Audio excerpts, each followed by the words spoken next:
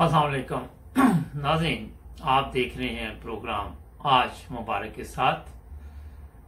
और आज मैंने सोचा कुछ पाकिस्तान की ताज़ा सूरत हाल पे बात करते हैं। आपने देखा चंद दिन से कुछ ऐसे वाकयात पाकिस्तान में जो आपको भी नजर आ रहे हैं, मुझे भी आ रहे हैं। सोशल मीडिया पे काफी शोर पड़ा हुआ और मैंने सोचा थोड़ा सा इस पे मैं भी बातचीत करूं। पहली बात तो ये है कि ये हर 2-3 माह बाद, 4 माह बाद, 6 माह बाद, साल बाद एक तमाशा बना हुआ है कि जनाब हम धरना देंगे, हम जुलूस निकालेंगे। कभी कोई आ जाता है, कभी कोई आ जाता है और टीम वही होती है। कई दफा कैप्टन बदल जाता है और लोग जो है वो सड़कों पे निकल के, एक तो जो सबसे बड़ा मसला ये है कि ब्लैकमेल करते हैं। अपने मुतालबात जो होते हैं उनकी कोशिश होती है कि इस तरह कानून को भी हाथ में लें, गवर्नमेंट को भी अंडर प्रेशर करने की कोशिश करते हैं और ये सिलसिला खत्म नहीं हो रहा। पाकिस्तान में सबसे ज्यादा जो नुकसान दिया जा रहा है वो मजहब के नाम पे, और मजहबी जमातें जो है वो पाकिस्तान के लिए नुकसानदेह। आपको भी पता है, मुझे भी पता है कि सबसे ज्यादा नुकसान मजहबी जमातें पहुंचा रही हैं। अच्छा, ये हालात क्यों इस तरफ हुए, क्यों होते हैं, क्या वजह है? इसमें जो बुनियादी चीज है वो मैं आपको ये बता दूं कि जो मजहब है वो गलत तरीके के साथ लोगों को बताया जाता है और फिर जब उनको आप गलत बताएंगे तो फिर गलत इस्तेमाल करेंगे, क्योंकि जब कोई चीज ठीक बताई जाएगी तो उसको फिर गलत इस्तेमाल नहीं आप कर सकते। अब गवर्नमेंट को भी इस वक्त पाकिस्तान में प्रॉब्लम बनी हुई है। ये जरूरी नहीं कि इमरान खान की गवर्नमेंट हो या नवाज शरीफ की हो या परवेज मुशर्रफ की हो, किसी की भी हो, मगर ये सिलसिला काफी अरसा से पाकिस्तान में चल रहा है। जहां तक वो आके कहते जी हमारे मुतालबात है तो वो मंजूर किए जाते या नहीं किए जाते। आपको इल्म होगा कई दफा इस्लामाबाद में धरना दिया गया और जो भी मुआहदा हुआ पता ही नहीं किसको क्या हुआ क्या नहीं हुआ, ये लोग उठ के चले जाते हैं। जो अंदर की खबर ये है कि इनको पैसे दिए जाते हैं और जो असल चीज के लिए ये ब्लैकमेल करते हैं वो वहीं के वहीं रह जाती है, क्योंकि उनका मकसद यही होता है कि कुछ ना कुछ मिल जाए तो फिर हम यहां से चले जाएंगे। ये आपके सामने आज का जो हालात बने हुए हैं, कुछ अर्सा पहले भी बने हुए थे। फिर इन्होंने उन लोगों पे मुकदमात दर्ज किए, फिर उन लोगों को छोड़ दिया, फिर इन्होंने कहा कि ये बड़े बड़े क्राइम में भी मुलव्वस है। और जब आप एक दूसरे से मुआहदे करके जो जराइम पेशा अफराद है उनको छोड़ देंगे तो बाद में वही जराइम पेशा अफराद फिर दोबारा इकट्ठे होके और लोगों को साथ मिला के तो मुल्क के हालात खराब कर देते। अब जो आपने देखा कि कामों की पता नहीं कहाँ से जनाब ये लोग हैं वहां इकट्ठे हुए हैं, उन्होंने लोगों की गाड़ियां जला दी, लोगों के घरों को जला दिया। घरों को तो नहीं जलाया, इतना मतलब ये कि प्रॉपर्टी किसी की जो भी चीज हाथ आई उसको जला दिया। जो चीज इनके सामने आती है उसको जला देते हैं, मारते हैं। गंदी गंदी गालियां सोशल मीडिया पे आपको नजर आती है। और उलमा का ये कहना है कि जो हमने इस कौम को जो 22 करोड़ जिसमें अक्सर इन्हीं के हैं, उनको हमने बड़ी अच्छी तालीम दी है, हमने बड़ी अच्छी इनकी तरबियत की है, हमने बड़ा अच्छा माहौल दिया इनको। इनकी नस्लें जो है वो उन बकौल जो उलमा, मैं तो उनको उलमा भी नहीं कहना चाहता क्योंकि लोग उनको वैसे जानते नहीं, इसलिए बताना पड़ता है। तो उनका ये कह रहा है कि बड़ा कारनामा हमने किया है, मगर हालात और इनकी जबानें अगर आप देखें तो आपको पता चल जाएगा। किसी की बाइक हाथ आ गई, किसी की साइकिल आ गई, किसी की रेडी आ गई, जो आ गया ये जनाब अली उसको नुकसान पहुंचाते।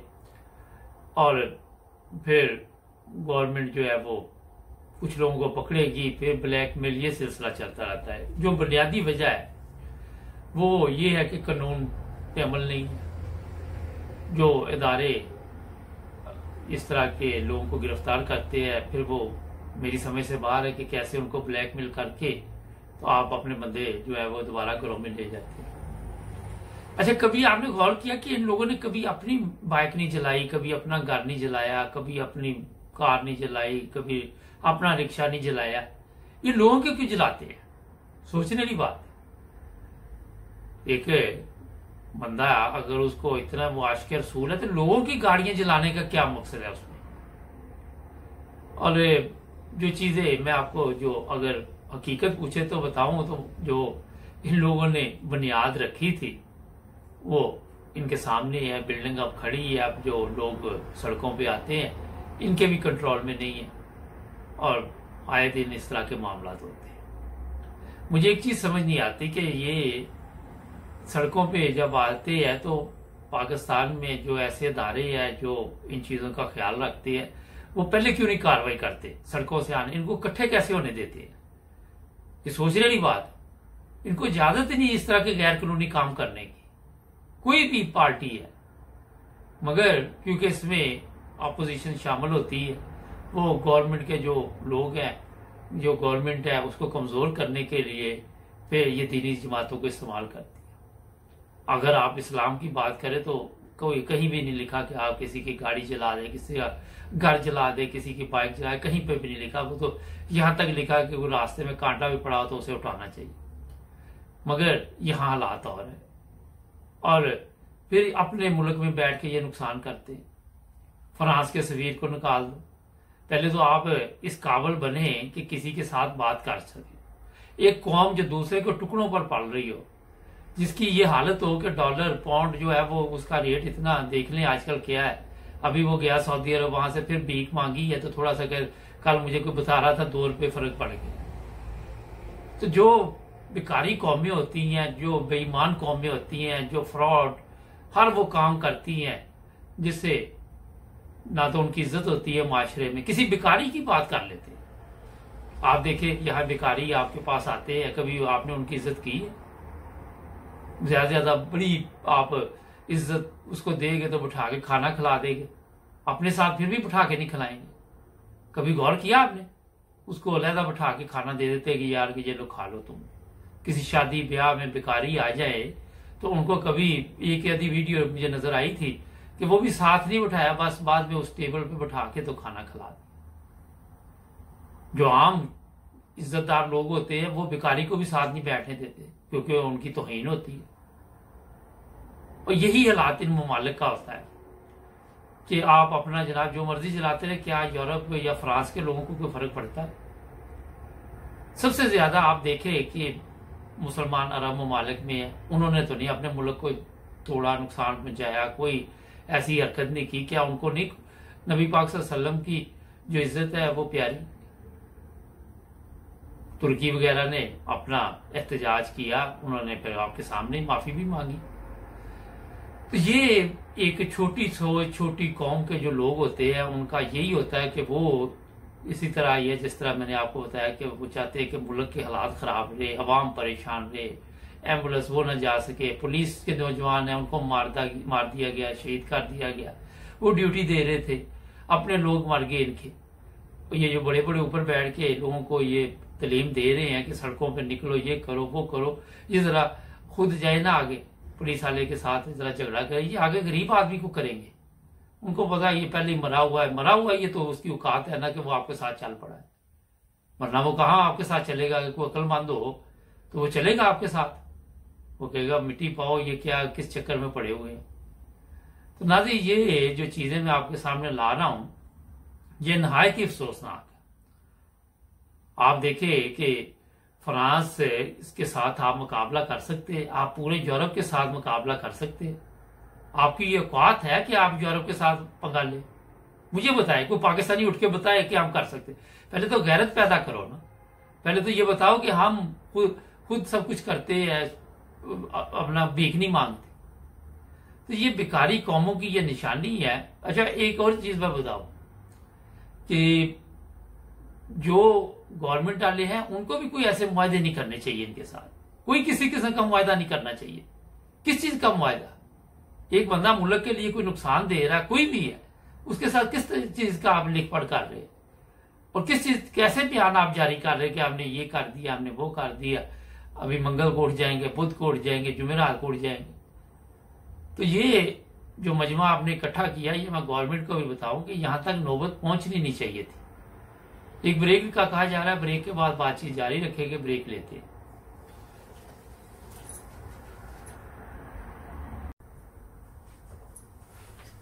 जी नाज़रीन, ब्रेक के बाद आपकी खिदमत दोबारा हाजिर। हमारे चैनल को भी सब्सक्राइब करें। अच्छा, एक चीज और मैं आपको बता देता हूं यहाँ पे कि पाकिस्तान में अगर आप देखें तो वहां पे जो पुरअमन लोग हैं वो आपको सिर्फ जो हकीकी मुसलमान हैं और जिनको पता है कि अपने घर की क्या कीमत होती है और किस तरह कुर्बानियां दे के अपना घर बनाया जाता है, वही सिर्फ हिफाजत करते हैं। अगर आप अहमदियों की बात कर ले, वैसे तो मौलवी सारा दिन अहमदियों के मतलब भी अपने वो जो नफरत की तकरीरें हैं वो कर करके लोगों को बताते हैं, मगर तारीख में आप देखें जब से पाकिस्तान बना है मैंने नहीं सुना किसी अहमदी ने किसी एक दरख्त को भी नुकसान पहुंचाया हो, किसी की बाइक, किसी का घर। हाँ, ये मैंने जरूर सुना कि लोगों की मदद की, जहां पे देखा कि ये लोग मदद के हकदार है वहां पे अहमदी पहुंचे और वहां पे बगैर किसी वो अपना लालच के उन लोगों की मदद की, खिदमत की, इंसानियत की खिदमत की। और उनको आप कहते जी ये पाकिस्तान के मुखलस नहीं, ये अपने मुखलस देख लें। अब आप जो पाकिस्तान के महबे वतन है उनकी हालत देख लें, किस तरह नौजवान नस्ल का इन लोगों ने बेड़ा गर्क किया। मगर आज आप देखते हैं कि पाकिस्तान में अगर कोई हॉस्पिटल जाना चाहे उसे भी तहफ़्फ़ुज़ नहीं है, उसको भी कोई सीधा रास्ता नहीं है, मतलब ये कि रुकावटें हैं रास्ते में, और किसी को ये एहसास नहीं कि ये बीमार है, ये मरीज है। अगर किसी गरीब आप अच्छा बाइक की बात कर लेते हैं, मेरा पता नहीं अब कितने की बाइक है वहां, 50,000 से ऊपर ही होगी, मैं तो या लाख रुपए की जितनी महंगाई हुई या लाख 1.5 लाख रुपए की होगी, मुझे नहीं पता। अच्छा, जो लोग मजदूर तबका है वो किस तरह ये एक बाइक खरीदते हैं, एक साइकिल खरीदते हैं, जो रेडी वाला वो किस तरह बेचारा रोजगार के लिए ये सुबह उठता है, फिर अपने उसका शाम को यही होता है कि जो भी 2-4 पैसे बचेंगे अपने घर के लिए आटा दाना लेके जाऊंगा मैं। और ये लोग आके सड़कों पे उनकी अपना बर्बादी शुरू कर देते हैं।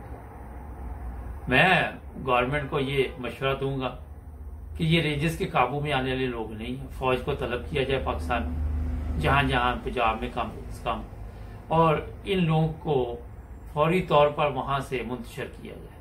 और जिन लोगों ने ये काम किए हैं, वीडियो चल रही सोशल मीडिया, उनको पकड़े, मुकदमा दर्ज करे, फौजी अदालतों में करे। आपकी अदालतों में ये नहीं मुकदमा चल सकते, मैं आपको बताऊं, फौजी अदालतों में चलाए। और वो हफ्ते 10 दिन में, इसमें कोई सबूत की जरूरत नहीं, आपके सामने वीडियो है कि ये काम कर रहा है। कोई ऐसे ऑर्डिनेंस जारी करे जिससे आइंदा हमेशा के लिए इस तरह के जो दीन के नाम पे या ब्लैकमेल करने के नाम पे जब से जुलूस निकाले जाते हैं, उन पर पाबंदी लगाई जाए। कोई इस तरह का काम करना चाहिए। जैसे जैसे आप देखते हैं कि इमरान खान का वक्त जो है वो गवर्नमेंट का पूरा हो रहा है, कभी महंगाई आ जाती है, कभी ये जल्द से जुलूस आ जाते हैं, और जो पाकिस्तान के दुश्मन है उनका यही प्रोग्राम है कि किसी न किसी तरह दोबारा वो हालात पैदा कर दिए जाए कि पाकिस्तान, जैसे मैंने कई दफा बताया, वो लूडो जैसे सांप वाली गेम होती कि फिर ऊपर जाए और नीचे आता रहे और तरक्की ना करता रहे। यहाँ पे एक चीज मैं बता दूं कि बड़ा ये शोर होता है कि जनाब दूसरे ममालिक मुदाखलत कर रहे हैं, हमसाया मुल्क से हमें नुकसान है, हमें फलां से नुकसान है। वो भी अपने मुल्क में जो बैठे हुए वो कौन से वहां पे आपके फायदे के काम कर रहे हैं। दूसरे मुल्क से तो हम तब लड़ेंगे ना जब अपने मुल्क में पहले सफाई होगी, पहले अपने लोग जो है वो पाक साफ होंगे, पहले अपने महबे वतन होंगे। और इनका पता भी करना चाहिए, जो लोग सड़कों पे आते हैं, कि इनको पैसे कहां से आ रहे हैं, इनको कौन कह रहा है कि सड़कों पे आए। इनसे जरा इन्वेस्टिगेशन करें, इनके अकाउंट चेक करें, इनका सब कुछ चेक करना चाहिए गवर्नमेंट को। क्योंकि ये मुल्क जिस तरह ये तोड़ रहे हैं, जिस तरह नुकसान पहुंचा रहे हैं, इनको कोई इल्म है इन बदबख्तों को कि कितनी कुर्बानियों के साथ बड़ों ने ये मुल्क लिया। और इसमें मैं बार बार ये इसलिए आपको बता देता हूं कि जमात अहमदिया की बड़ी कुर्बानियां शामिल है। वहां पे आप तारीख पढ़े तो अहमदियों ने बेशुमार कुर्बानियां दी ये मुल्क हासिल करने के लिए। तो इसलिए मैं बार बार ये जरूर बता देता हूं कि आपको पता होना चाहिए। आज जितने भी मीडिया पे लोग बैठे हुए हैं, जरा आके बताएं ना कि कौन मुहिब वतन है, किन्होंने कुर्बानियां दी, किन लोगों ने आज तक पाकिस्तान को नुकसान नहीं पहुंचाया।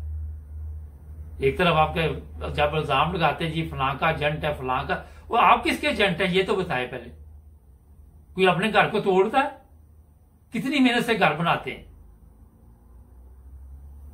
आप देखे जो आपने अपने घर बनाए लगाए ना, आगे जाके उसको फ्रिज निकाल के बाहर फेंके, टीवी फेंके, गैरत है आपके लोगों में। आके सड़कों पे लोगों को ऐसे परेशान किया हुआ, मैं 2 दिन से देख रहा हूं सोशल मीडिया पे तस्वीरें चल रही, वीडियो चल रही। तो ये गवर्नमेंट को चाहिए फौरी तौर पर इनको जैसे भी हो इनको गिरफ्तार किया जाए और इन पे मुकदमा दर्ज किया जाए। जो भी लोग हैं कभी भी पाकिस्तान के लिए नुकसान पहुंचाए उनको पकड़े। उसके अलावा आपके पास कोई ये फिर 2 महीने बाद आ जाएंगे, महीने बाद फिर आ जाएंगे। शेख रशीद साहब बातें तो बड़ी करते हैं, करोड़ों की दुकान है उनकी पकौड़ों की। तो जनाब ये आके इधर रोजाना लोगों को कि ये मुआहदा हो गया, वो हो गया, ये ना बताया करे। आपकी गवर्नमेंट को इस तरह मैं आपको बताऊं कि पहले इतमाद नहीं लोगों को आपके ऊपर, सियासतदानों के ऊपर। उनको पता है ये झूठ बोलते हैं, ये मकार है, फरेबी है, क्योंकि अपनी भी आपकी कमजोरियां, आप लोगों ने भी तो इनको पाला हुआ है ना। ये गौर करें मेरी बात पे। ये सियासी पार्टियां हैं, कौन सी सियासी पार्टी ने इनको पाला हुआ? जो वो कहते वो कर देते हैं। कभी निकालनामा ये निकाल लो, कभी यहां हल्फिया बयान दे दो, कभी ये हल्फिया बयान ले इनसे कि मुल्क को नुकसान नहीं पहुंचाएंगे। ये पंजाब असेंबली वालों, ये बुलाओ इनको, ये करे निकाहनामे पे कि जो मुल्क को नुकसान पहुंचाएगा उसका निकाह नहीं होगा, कोई मौलवी इसका निकाह नहीं पढ़ाएगा। इस तरह के प्रोग्राम करे। आज आके खत्मे नबूत भी ईमान होगा। खत्मे नबूत वालों की ये हालत है जो ईमान इनका है, नजर आ रहा है। जो करारदाते आपको लानी चाहिए वो तो आप लाते ही नहीं है। पर वो करारदाते लेके आते जिसका कोई मकसद ही नहीं।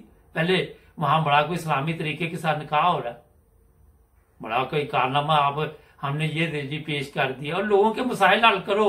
निकाह के मसाइल नहीं है लोगों के गरीब लोगों के जो मसाइल वो ठीक करो। महंगाई का दौर है, ध्यान उधर लगा दिया कि निकाह जी हमने ये कारनामा अंजाम दे दिया। लानत है तुम्हारे इस कारनामे के ऊपर। क्या समझे? वो कारनामे लाओ जो जरूरत है, जिनकी अवाम को जरूरत है। खत्म नबूवत का ईमान, जो इस्लाम का ईमान जो है वो दिल में होना चाहिए। ये नहीं है कि आप यहां आके तो फजूल बातों के लिए टाइम जाया करते रहे। पहले भी मुल्क चल रहा है ना, किसी अरब मुल्क में है ये कानून? किसी अरब मुल्क में वहां निकाह नहीं होते। दिमाग खराब हो गया आपके, दिमागी तौर पे आप छोटे दिमाग के लोग हैं। लोगों का ध्यान इधर उधर लगाने के लिए हर जगह पे आप भी मजहबी कार्ड इस्तेमाल करते, वो भी मजहबी कार्ड इस्तेमाल करते। हमने जी बड़ा कारनामा किया, तमाशा बना के रख दिया इस्लाम का, आप लोगों ने मजाक बना के रख दिया। 5 साल इसी तरह पूरे खार करके फिर आपकी नस्ल आगे से आगे आ जाएगी। इनको इस ध्यान पे लगाई रखो और इनको जिल्लत और रसवाई की जिंदगी देते रहो। अपना कभी अब्बा कोई कहीं पे बन गया, कभी बेटा बन गया, तो इस तरह चलते रहो। लानत है तुम्हारे ऊपर यार, मैं आपको बताऊं। अफसोस होता है आपके ऊपर, आपकी सोच के ऊपर। कहते जी मजहबी जमातें, आप खुद भी तो मजहबी जमातों को इस्तेमाल करते। नाज़रीन मेरा ख्याल बहुत है आज इतना। कल फिर मिलेंगे नए प्रोग्राम में। हमारे चैनल को सब्सक्राइब करें। अपना ख्याल रखें। अल्लाह हाफ़िज़।